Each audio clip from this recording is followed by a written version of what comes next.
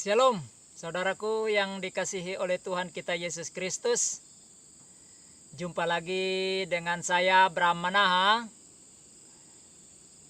Kali ini kita akan membahas sebuah topik, yaitu menggosipkan para debater atau apologet. Khususnya hari ini saya ingin untuk kita gosipkan beberapa apologet Kristen atau debater Kristen. 3. Saudaraku, yang pertama kita mau bahas tentang tanpa ragi. Tanpa ragi. Saudaraku yang dikasihi oleh Tuhan, ada banyak yang punya komentar-komentar negatif tentang beliau, tetapi saya sangat senang dengan gaya beliau ini. Beliau memberikan gelar kepada sang debater atau Pak Rudi Yohanes sebagai Christian Prince Indonesia. Tetapi Pak Rudi menolak karena Pak Rudi ingin menjadi diri sendiri. Tetapi saya melihat dari sisi lain bahwa justru Pak Tanpa Ragi ini adalah cocok menjadi Christian Prince Indonesia. Kenapa? Karena gayanya, metodenya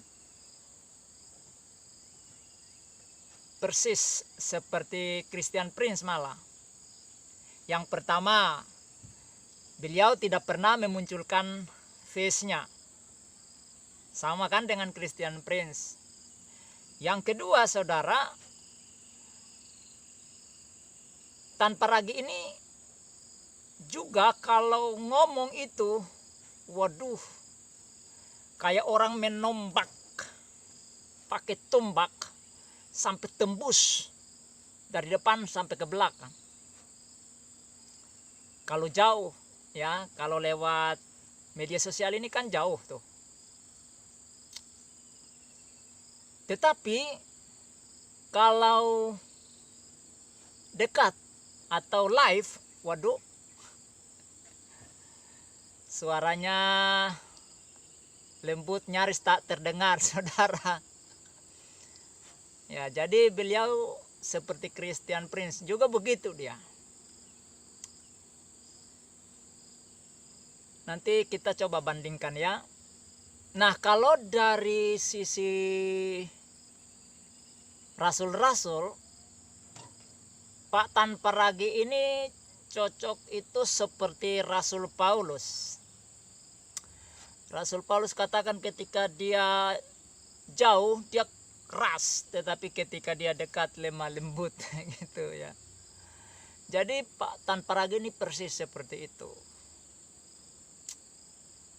Saya bangga. Jadi beliau ini ketika jauh, ketika nyiar itu seperti torpedo diluncurkan. Diluncurkan sampai ke benteng pertahanan lawan itu dihancurkan. Wah, luar biasa. Ya, itu Pak Tanpa Ragi. Jadi kalau ada orang yang nyinyir terhadap beliau, mengatakan beliau penakut, tidak, beliau bukan seorang penakut. Beliau adalah seorang yang cerdik, pemberani, punya hikmat, diberikan talenta seperti itu. Ya, kalau dia penakut, kenapa dia punya banyak konten di YouTube? Kalau penakut kan tidak perlu buat konten. Tapi itu bukti bahwa beliau adalah seorang pemberani, prajurit handal yang ada di garis depan untuk mempertaruhkan kebenaran. Itu Tanpa Ragi. Good. Pak Tanpa Ragi, maju terus. luar biasa, berkarir untuk Tuhan tanpa peduli dengan gonggongan anjing yang tidak bermutu, yang tidak jelas. Jadi kalau ada yang tersinggung ketika kita katakan anjing, ya berarti kan orangnya seperti itu. Karena Rasul Paulus juga katakan bahwa anjing-anjing kepada mereka yang suka nyinyir, yang suka memberikan komentar-komentar yang nggak jelas. Nanti kita tampilkan ayatnya ya. Gitu. Itu tanpa ragi. Sekali lagi saya jempol ya. Kalau jari saya jempol ini ada 5-5-nya, 10 ku kasih semua. Oke ya. Maju terus.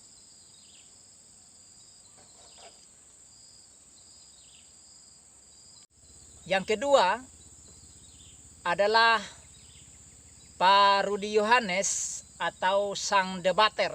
Wah.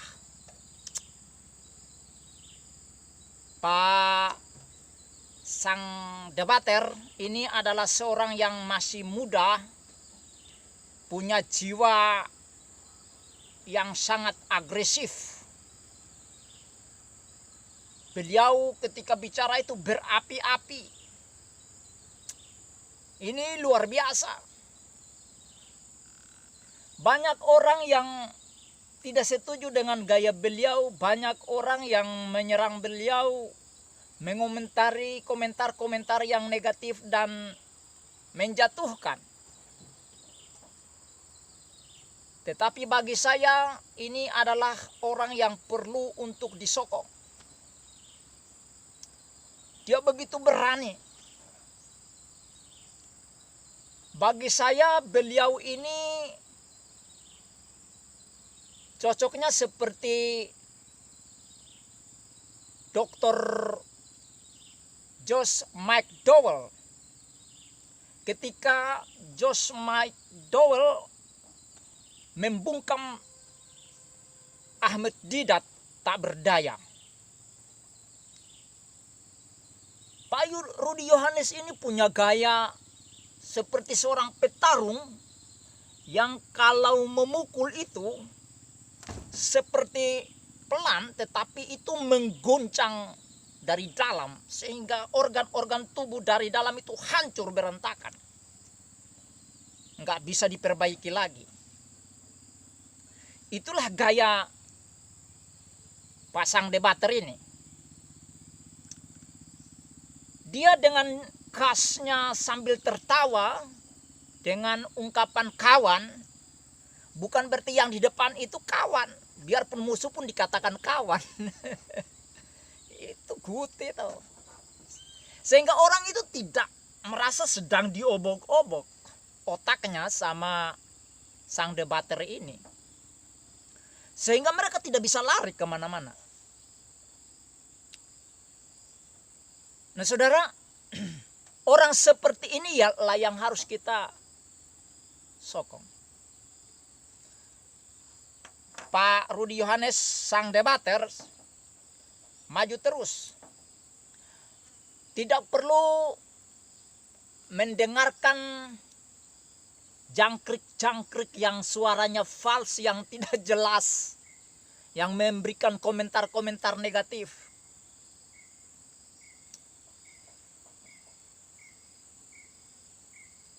Orang seperti inilah yang memang harus ada di garis depan, bertarung habis-habisan demi kebenaran. Ada banyak orang bersembunyi di balik kata hikmat, bijaksana, tetapi sebenarnya adalah penakut. Nah, beliau ini ya itu pemberani yang luar biasa. Kalau dalam peperangan ini Pak Rudi Yohanes ini seperti semut merah. Kecil, tapi gajah pun bisa dirobohkan gitu. Seperti Daud ya, melawan Goliat.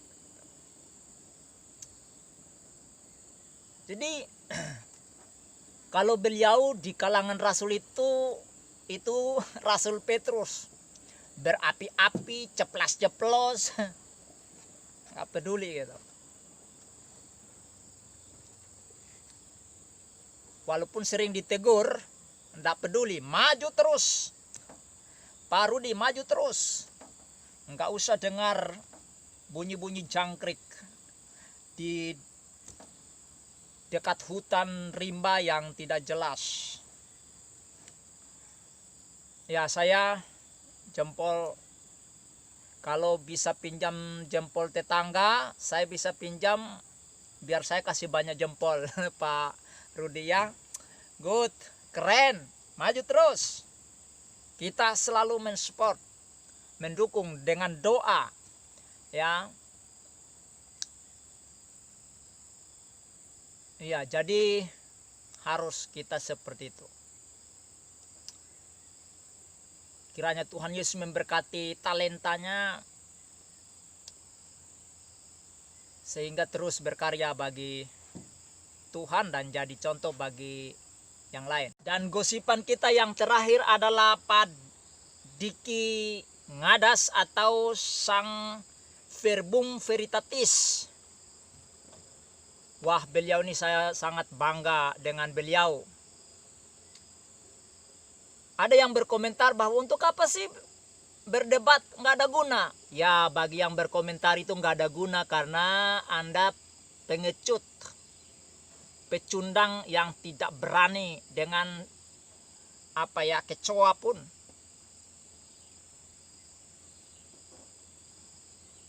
Pak Diki Ngadas ini dari segi intelektual luar biasa. Saya senang dengan ungkapan-ungkapannya. Beliau ini dengan santainya, ya, tetapi menikam paling dalam, mengorek-ngorek isi otak daripada lawan, mengurasnya sampai habis. Beliau ini gayanya seperti Pak Zakarias Butros. Zakarias Butros itu santai tetapi mengambil senjata lawan, kemudian mengasahnya dengan baik, kemudian menghujam dalam tanpa ampun.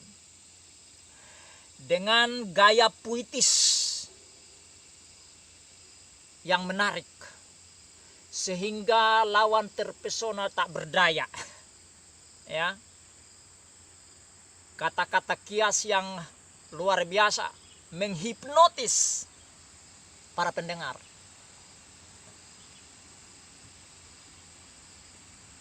Beliau ini kalau di kalangan rasul itu seperti Rasul Yohanes, santai, cool, tetapi mematikan.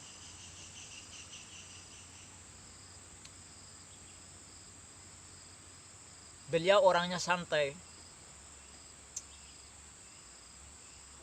Jadi saudaraku,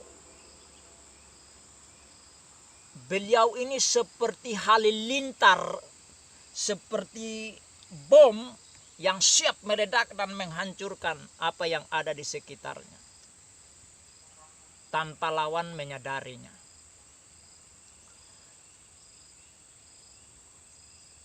Serangan-serangannya tidak pernah ditanggapi dengan serius. Nah, orang-orang seperti ketiga inilah yang kiranya membangkitkan kaula-kaula muda Kristiani supaya punya jiwa patriot, maju dan masuk dalam pertempuran rohani. Karena kita ini dikatakan oleh Rasul Paulus seperti prajurit.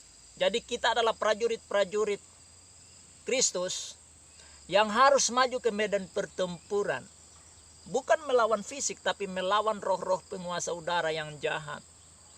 Dengan memakai otak daripada orang-orang yang tidak kenal Tuhan.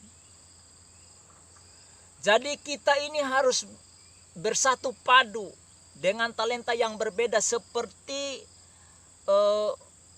tentara sebuah negara itu ada masing-masing dengan kemampuannya. Ada yang bisa dengan senjata itu laras panjang, dengan pistol, dengan ada yang dengan keahlian di bom, ya. Ada yang bisa meluncurkan torpedo, ada yang bisa menjatuhkan bom, ada marinir, ada Kopassus, angkatan udara, angkatan darat, dan angkatan laut. Kita harus bahu-membahu satu tim. Jadi kita harus dukung satu sama lain tanpa melihat kekurangannya. Kekurangannya itu dilupakan, kita lihat kelebihannya sehingga kita menjadi kuat untuk mengalahkan musuh. Semoga apa yang ditampilkan oleh ketiga tokoh ini memotivasi anak-anak muda untuk bangkit beramai-ramai, ada di garis depan bertempur bagi Kristus. Bagi yang nyinyir, ya masuk ke dapur, masak, bantu. Kalau yang sudah menikah bantu istri, masak-masak, buat kopi, ya kan? Layani orang lain, nggak usah komentar banyak, ya. Nah, kiranya Tuhan Yesus memberkati. Sampai jumpa dalam gosipan kita yang lain. Ada banyak, ada seperti Louis Prasetyo, kemudian ada Layar Teologi, ada Bro Pil, ya, kemudian ada juga Pavel 88, ada juga TV 7, Alex TV 7, ya, kemudian ada juga seperti